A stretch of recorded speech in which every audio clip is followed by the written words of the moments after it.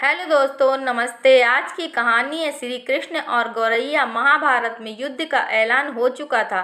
कुरुक्षेत्र के युद्ध क्षेत्र को विशाल सेनाओं के आवागमन की सुविधा के लिए तैयार किया जा रहा था। हाथियों का इस्तेमाल पेड़ों को उखाड़ने और जमीन साफ करने के लिए किया जा रहा था। ऐसे ही एक पेड़ पर एक गौरैया अपने 4 बच्चों के साथ रहती थी। जब उस पेड़ को उखाड़ा जा रहा था तो उसका घोंसला जमीन पर गिर गया, लेकिन चमत्कारी रूप से उसके सभी बच्चे अनहोनी से बच गए। लेकिन वह अभी बहुत छोटे थे, इसलिए उड़ नहीं सकते थे। कमजोर और भयभीत गौरैया मदद के लिए इधर-उधर देखने लगी। तभी उसने श्री कृष्ण को अर्जुन के साथ वहां आते देखा।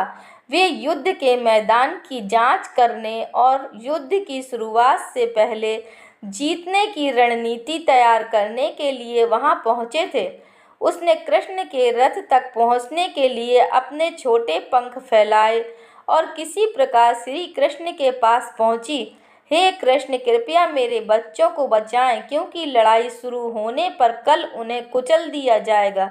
सर्वव्यापी भगवान बोले, मैं तुम्हारी बात सुन रहा हूँ, लेकिन मैं प्रकृति के कानून में हस्तक्षेप नहीं कर सकता। गौरैया ने कहा, हे भगवान, मैं जानती हूँ कि आप मेरे उद्धारकर्ता हैं। मैं अपने बच्चों के भाग्य को आपके हाथों में सौंपती हूँ। अब यह आपके ऊपर है कि आप उन्हें मारते हैं या बचाते हैं। काल चक्र पर किसी का वश नहीं है। श्री कृष्ण ने एक साधारण व्यक्ति की तरह उससे बात की, जिसका आशय था कि वहाँ ऐसा कुछ भी नहीं था जिसके बारे में वह कुछ भी कर सकते थे।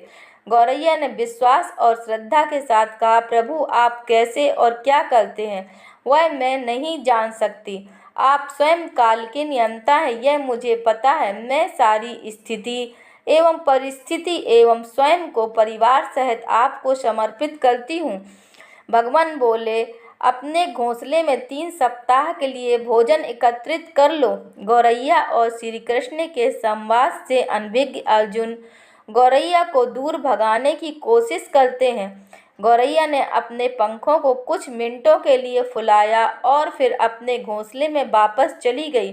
2 दिन बाद शंख के उद्घोष से युद्ध शुरू होने की घोषणा की गई। कृष्ण ने अर्जुन से कहा कि अपने धनुष और बाण मुझे दो। अर्जुन चौंक गए, क्योंकि कृष्ण ने युद्ध में कोई भी हथियार नहीं उठाने की शपथ ली थी।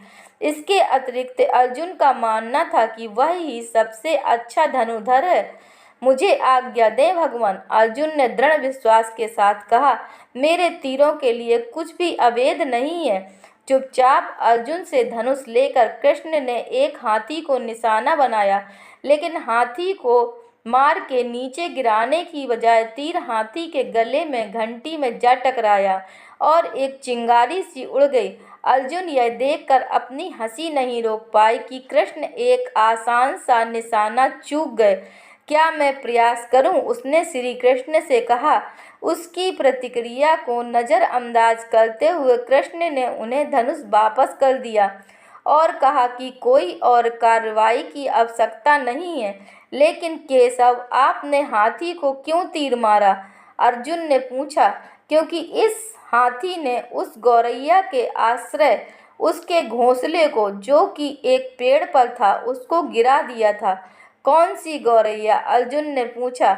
इसके अतिरिक्त हाथी तो अभी स्वस्थ और जीवित है, केवल घंटी ही टूटकर गिरी है। अर्जुन के सवालों को खारिज करते हुए कृष्ण ने उसे शंख फूंकने का निर्देश दिया।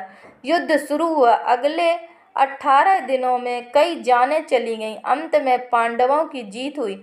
एक बार फिर कृष्ण अर्जुन को अपने साथ सुदूर क्षेत्र में भ्रमण करने के लिए ले गए।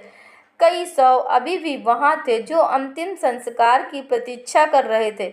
जंग का मैदान गंभीर अंगों और सिर, बेजान सीढ़ियों और हाथियों से भरा पड़ा था। कृष्ण एक निश्चित स्थान पर रुके और एक घंटी, जो कि हाथी पर बांधी जाती थी, उसे देखकर विचार करने लगे। अर्जुन, उन्होंने कहा, क्या आप मेरे लिए यह घंटी उठाकर एक तरफ रख देंगे?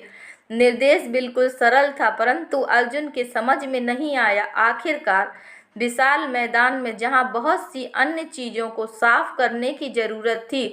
कृष्ण उस धातु के एक टुकड़े को रास्ते से हटाने के लिए क्यों कह रहे हैं?